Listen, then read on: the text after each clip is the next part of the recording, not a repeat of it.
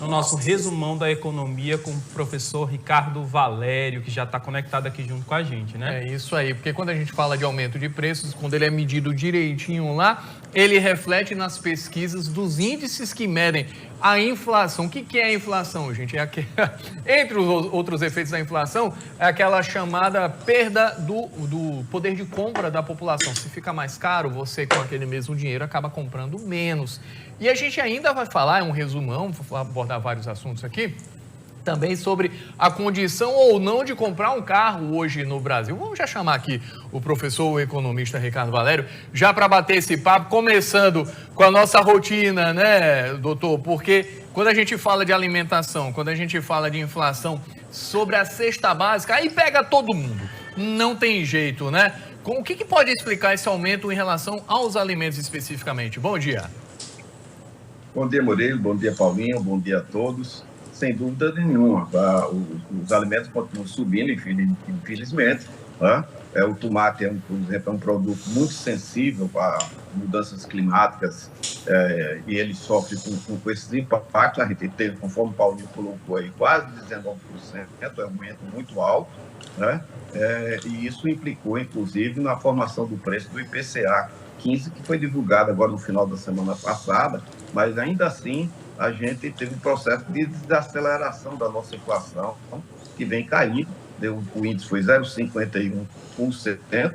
Isso dá os 5 primeiros meses do ano uma inflação de 3,12%. E a inflação acumulada dos últimos 12 meses na faixa de 4,7%, meu caro Murilo, que a boa notícia é que está, inclusive, dentro da meta tolerada do Banco Central. Há uma expectativa de que o preço dos alimentos, como também os preços dos serviços, continuem em processo de desaceleração. Nós temos, inclusive, aí a questão dos efeitos dos combustíveis, que deverá começar a ser sinalizado já agora no mês de junho, com a baixa maior ainda da inflação. E vamos nessa expectativa. Precisamos que os preços cheguem no preço dos alimentos, frete mais baixo em função dos combustíveis, há uma estimativa, e isso passa para os preços dos alimentos, para que a gente possa ter os carrinhos das nossas donas de casa mais cheios, mais robustos. Afinal de contas, a inflação vem consumindo a renda familiar. E notícia boa em relação à queda de preço, nós tivemos aí 11% de redução no preço das carnes nos últimos 12 meses. Isso é uma boa sinalização. Há uma tendência de que os preços continuem declinando de forma gradual, né? Porque temos essa redução dos preços dos combustíveis. Temos também uma safra muito boa de milho e soja, e isso deve influenciar no preço também dos animais, de forma que vamos ter uma expectativa de ter a inflação caindo. Com a inflação caindo, a boa notícia também é que a gente vai, talvez, criar uma sinergia positiva para que a taxa de juros caia, que a taxa Selic, na reunião agora de julho, ela possa ir baixar, na nossa expectativa, 0,25%. O mercado ainda não sinaliza para esse aumento, mas eu estou no grupo dos otimistas e acho que o 0,25 seria muito bem-vindo, não implicaria em nada de estímulo de volta da inflação e a gente daria uma sinalização. Taxa de juros no Brasil, 13,75, ela é altíssima, ela está inviabilizando, está criando um contingente enorme de mais de 80 mil brasileiros endividados e tem que começar pela queda do preço dos alimentos, preço também da queda dos juros.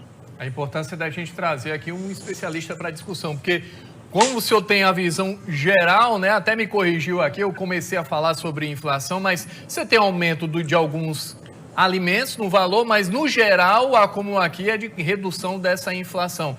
O senhor já começou a falar aqui sobre a expectativa pela queda da taxa de juros. E tem muito a ver com o próximo assunto que a gente queria abordar, que é essa iniciativa do governo federal de aplicar medidas que podem ajudar a gente ter, de novo, né, ter a volta do carro popular, que hoje praticamente no Brasil não existe. Os preços são muito proibitivos para a imensa maioria da população. Só que entram outras discussões aí, né? Que, por exemplo, não é só a medida em si, né? Tem o endividamento das famílias, você teve perda de renda ao longo dos últimos anos. Esse tipo de medida é viável com o contexto do Brasil hoje, professor? Porque é diferente. de 20 anos atrás, a situação do brasileiro, né?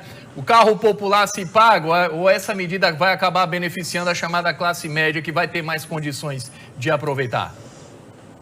Perfeita a sua analogia, meu caro Murilo. Sem dúvida nenhuma, é bem-vinda as medidas tomadas pelo governo, né, que vai estimular a indústria automobilística, importantíssimo para a economia nacional, afinal é uma das locomotivas, né, da economia nacional. Basta a gente avaliar, em 1990 nós tínhamos 11 montadoras, hoje nós temos 20 montadoras.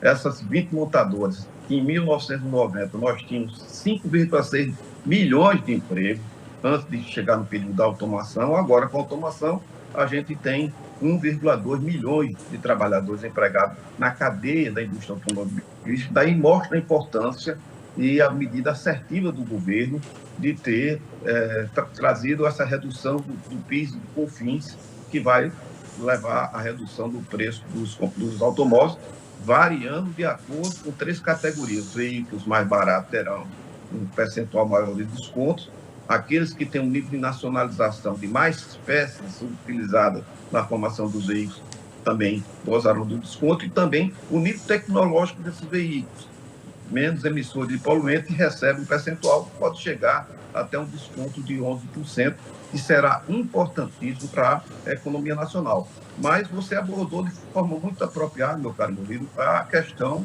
dos juros que a gente vem citando. Faltou uma perna nesse processo, que eu ainda acredito que durante esses 15 dias em que está saindo a medida provisória, que é se trabalhar essa questão dos juros. O juro para aquisição do veículo está na faixa de 28%. Eu não recomendo a ninguém a tomar empréstimo para a compra de um carro agora, mesmo com as medidas. Quer dizer, as medidas do governo podem dar uma redução dos veículos hoje. Os mais populares estão perto de 70 mil, deverão cair abaixo de 60 mil, de acordo com cada montadora.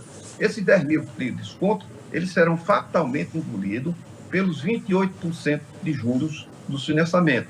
Tem que se encontrar algumas medidas. E cabe a gente, da sociedade, a gente começar a estimular essa discussão.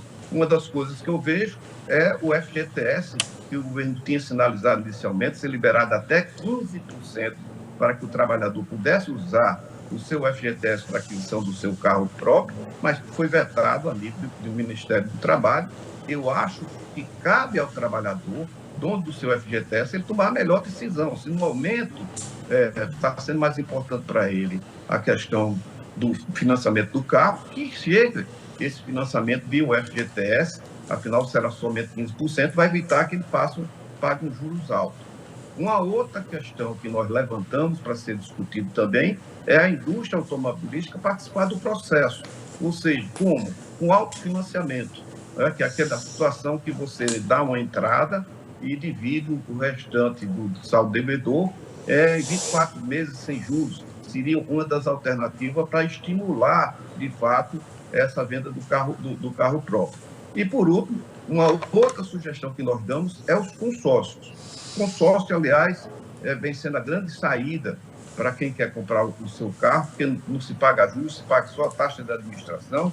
Você fazendo uma boa pesquisa, escolhendo de forma apropriada uma administradora, pode comprar seu carro pelo consórcio. Agora, o governo teria que estabelecer grupos especiais e estender, durante a validade do período do consórcio, essa medida de redução do PIS e do COFINS, que eu acho que o governo somente vai fazer esse programa. Aí o ministro Haddad já sinalizou, muitos falavam que em 12 meses dá um custo de 8,5 bilhões de renúncia fiscal do governo, mas o ministro já falou que isso ficará em torno aí de 4 meses, a um custo de 2 bilhões de reais. Acho que fazer a extensão para os consórcios seria válido para a gente poder financiar. Afinal, Murilo, nós não podemos mais tratar de carro popular quando antes da pandemia ele estava aí na faixa de 40 mil reais, hoje 70 mil reais, isso significa dizer 53 salários mínimos. É muito alto, nós não podemos considerar isso uma situação de carro popular, notadamente para a classe média e a classe menos abastada poder ter a troca do seu carrinho, que, aliás, está com 17 anos de vida média no Brasil. Hoje nós estamos com a frota envelhecida, isso não é bom, gases poluentes sendo jogados no meio ambiente, e a troca dos veículos será muito bem-vinda para estimular a nossa economia.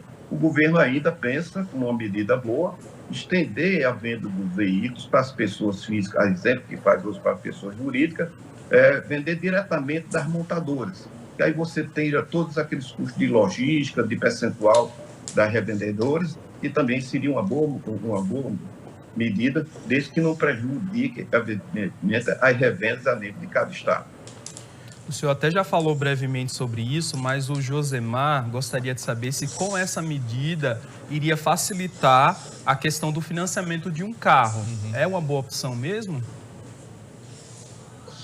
No caso do Josemar, com toda certeza, a medida do governo é muito bem intencionada, muito bem-vinda, estimula a indústria nacional, está reduzindo aí, dependendo do veículo, quase perto de R$10.000 no valor do veículo, que ficará o mais popular, talvez abaixo de 60 mil. Ela é muito bem-vinda. Agora, nós estamos justamente tratando dessa questão. Os juros de 28%, que é a média indicada pelo Banco Central hoje das financeiras, não é recomendável. Se dependendo da quantidade de meses que você for financiar o veículo, é arriscado você pagar 2 vezes o valor do veículo, os R$10.000 que o governo vai dar na concessão da redução dos impostos, será engolido pelos juros. O juro no Brasil está proibitivo. Nós temos que estar nessa expectativa, nessa luta. Ninguém mexe no juros, obviamente, acanetado, mas as condições estão sendo preparadas, a inflação está baixando, combustível agora com essa política nova da Petrobras deverá continuar declinando e, assim, há condições. A aprovação do arcabouço fiscal, possivelmente essa semana, será importantíssimo para quem sabe, agora na reunião de julho, a gente possa ter o Banco Central tendo acessibilidade. Vamos baixar gradativamente, 0,25, não vai mexer em nada da inflação, para que o juros chegue até aos bolsos dos brasileiros, porque isso está matando a nossa economia, está dizimando as nossas empresas e está sacrificando as famílias brasileiras hoje, que tem mais de 80 milhões de brasileiros aí com endividamento. Juntando, a gente já juntou os dois assuntos aqui, porque eles estão muito relacionados, mas eu queria casar os dois assuntos aqui. Qual é o nível de juros em que a gente pode dizer assim, agora, junta as duas políticas, a de medidas de incentivo à compra do carro popular e taxa de juros? Qual é a taxa de juros que dá para dizer assim, agora dá para comprar?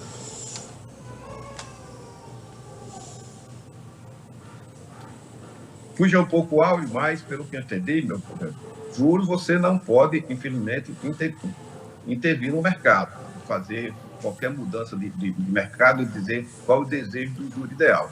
O juro que não é permitido é o de 13,75. Foi um remédio amargo, o Banco Central agiu até certo ponto corretamente, até meses atrás. Daqui para frente, a gente tem que trabalhar, saber que 13,75 é um remédio amargo demais, está matando o paciente por falta de oxigenação. Prova maior é o nível de endividamento dos brasileiros. E esse percentual, ele é proibitivo. Temos que torcer que, obviamente, haja essa sensibilidade, eu acredito que vai existir, já agora a partir da próxima reunião de julho, e que a gente possa vir diminuindo isso gradativamente por ele. Não pode ser nada abrupto, 0,25, vindo nas próximas reuniões, há uma expectativa que a gente possa encerrar esse ano de 2023 com juros, pelas minhas estimativas de taxa Selic, entre 11,75% a 12%, que já seria bem razoável. Não seria o ideal, mas já seria razoável essa tendência continuando em 2024, porque há uma expectativa também de baixa da inflação baixando, há uma acomodação do juro pela taxa Selic. Vamos apostar que isso realmente venha a ocorrer de fato. É isso, Ricardo Valério, economista, gentilmente aqui com a gente nesse quadro aqui. Na segunda-feira, a gente já se preparando, resumindo os principais fatos da economia, que tem tanto a ver com a nossa rotina aqui, já se preparando para o que vai pela frente, né? Economia envolve muita responsabilidade. Muito obrigado, Ricardo. Bom dia para o senhor. Bom dia. Só lembrando, aqueles que estão recebendo o 13º salário antecipado, né? Se lembre que esse recurso seria no final do ano, para você ter cuidado para guardar sua reserva de emergência. Se lembre que esse dinheiro vai ser liberado em dezembro, está sendo antecipado. No final do ano nós temos despesas extras de de impostos, de despesas escolares, lembrando aos aposentados, esse dinheiro é seu. Os netinhos, os filhos, vamos respeitar os nossos idosos para que o recurso seja dele e possa ser aplicado em benefício dos próprios idosos. Um bom dia a todos, uma boa semana proveitosa para todo mundo. Muito obrigado. Uma ótima lembrança aí. Quer provar o seu amor aí pelo vovô, pela vovó, pelo seu pai, pela sua mãe, deixa ele usar o dinheiro dele da melhor forma. O dinheiro é dele, é dela. Muito obrigado. Bom dia para o senhor, viu? Obrigado.